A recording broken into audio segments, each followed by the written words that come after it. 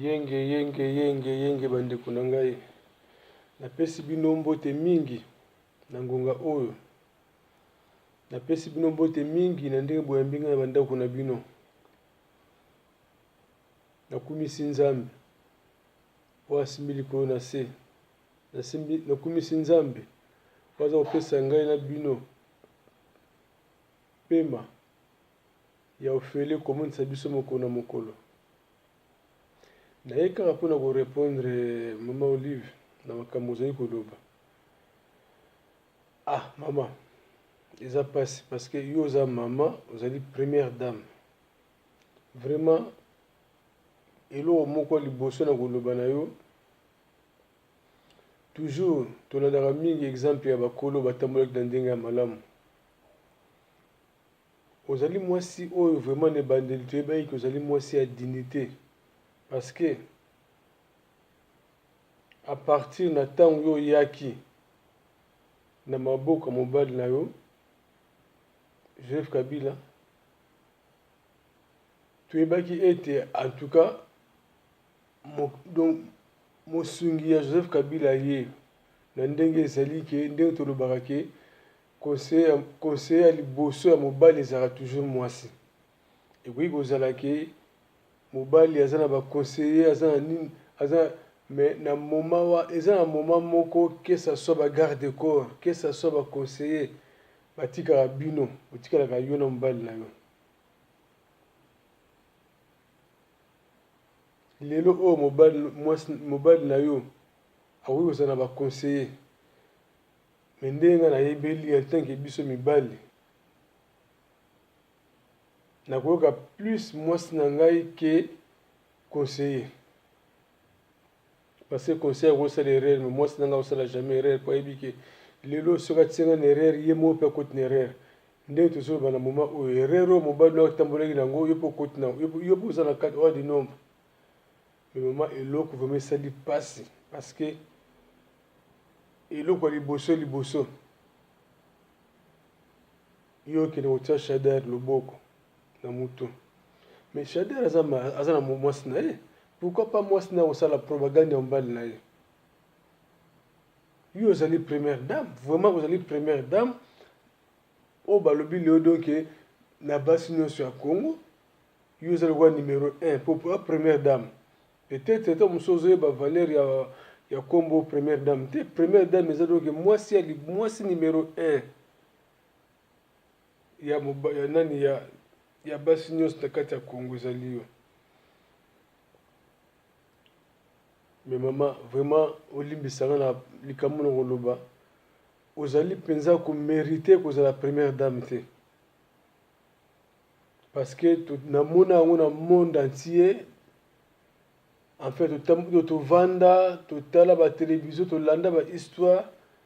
totamona pe mboka mosusu mais toyoka jamais que yo première dame okende kosalela ministre propagande pas comme président. To bien usko nani Sankara de Kunta nani ya Shadar. Bongo siko yo sela siko Shadar siko yo propagande. Bongo siko mobali no siko na osela propagande. Place wana otamboli bien te. Place wana oyo bana bano ke donc bana kinke donc batseli yo père na tio beti bale au lieu de que ne passer mais ko kiani. Donc, on s'est comporté malamouté. Il y a mis balé, yo kolobaki, oh non, nani, la plupart opposés wana, bazana, mi basi étranger. Oh. Mais ce bana basi étranger, basi na bon bazana politicien te. Yo tali bango kaka bongo yo siko baloba ata ngo laksa muninga lisu. Tala pe yo tamusapi yo laksa muninga musapi. Mais oyo ezonga ya yo kutu nde siko dongo le zonga suka na nzela mais ayo pa dongo zonga tout yo lisu na lisu parce que le beli bango ke bango bazaba bana basa étranger mais bas na bon politicien te peut-être bas na bon ba hotel mbena bon malamu parce que ndenge ezali déjà moni ke moi c'est le premier conseil peut-être que basi na bango otembe mibali na bango ke leo comme na place wana bongisa mboka po yini po bongisa mboka na bino po yini po ezali yo moko mitie place wana te me peuple mte vote yo c'est ça bakoki koteya basi na mbele na bango ndenge wana mais yo sikoyo kuta yo sikoyo nde sikoyo mobali na yo moto aza sikoyo étranger mais yo ozoloba olio omiloba kuta na sa motema esukela entre yo na motema na yo mais ozobimisa yango yo obosani ke mobali no aza étranger soki otali kaka elongi ya pamba mobali no elongi ya pamba biso ya congolais toba bogare biso ya congolais donc toza babogare mais so tele elongi mobali na yo donc nayebi te yo moko oyebi yango aza vilain ezolakisaki donc ama congolais te omoni yango te omoni kaka donc ya baninga ye donc oyo ya baninga omoni ke mpe ntango mpo olobi ndenge wana eza na omitala te eza mpe na mwasi moko te ya baopposant oyo atelemi liboso mpo alobaki oyo no mama olive yo te nde balobaki on répond les imbéciles par un silence donc arépondre oyo te mais elobi eteyi yo te mama olive zala moto mama olive zonga nsima tala nsima mpenza azonga moto parce que ozali moto moko ozali mwasi moko ozali mama moko congolais mpenza asimbaki yo na maboko tosimbaki yo totombolaki yo tomasaki yo na chipoi mais toremarke mpenza donc yo moko mpenza donc olobi ke non bokitana na se olela tamboka na chipoi me bokitana na se na kotamboka kutu na makolo te me navanda na mabele nasieli mokaka ndenge mwana wa bana koloba nazosietala mboka na ngai nazosietala mboka na ngai ndenge yo mpenza okiti ondima otambola ndenge wana ezali ya normal te ifale kutu koloba yo eloko moko te ifale ovanda na yo mpo soki bana totali mpenza tala ndenge oyaka aboko na maboko ya kanambi tala ndenge oyaka ozala mpenza doke mwasi na kati ya basi oyo balobaki ozalaki mpese oyo atulaka te na zando ya basoso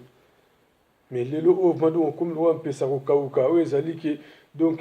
bakozwa babwaki oyo na zando ya basoso mais soso oyaka donc adodi toto ndenge soso adodaka mpesa ya kokauka adodi toto mamoni ke awa mai eza te aza na mai te aza makila te misuni kutu esebenda na kala adodi kaka toto ye wana leki parce que ose contrôle te omitie na place na yo te mais logiquement mpenza soki oza motu moko ozomona mosika e ozala malamu osenga peuple congolais bolimbisi parce que lobi na yo oyebi yango te takopalangana te oyebi na esprit type naza nango atype moko donc tuko mpe leyoko ozalaki pan azwi kaka leki na bandeko na ye abendani yo mpo akidiba ndenge otika bato wana nde mpe atiki yo parce que niveau ya bolingo ya yo na ye yo moko oyebi yango un président mpenza abengi un président mpenza donc oyo ma donc alingi type na ye oyo ma donc alingi mwasi na ye jamais akozala nde kokomisa mwasi na niveau oyo okomi te totalaka même na ntango ya bamobutu donc ntango ya mobutu ezalaki ke un président de la république avandi atika yo mpenza donc atika ma mobutu sese kobien te ma bobila akende kobina na kenge adono jamais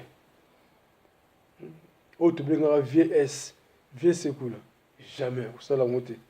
mais ntango omonaki ke type na yo donc andimi atiki yo kobia na kengo adono sikoyo ye avandi lokola invité mais ntango avandi wana oyo azobulele yo ozoyeba yango te sans esprit mama olive faut comprendre ke mobali oyo alingi mwasi na ye mpenza akosala biloko ya ndenge wana te mais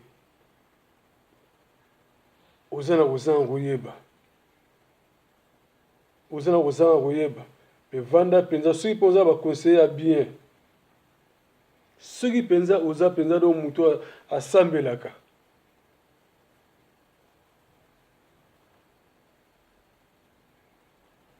luka moye senga peuple congolais bolimbisi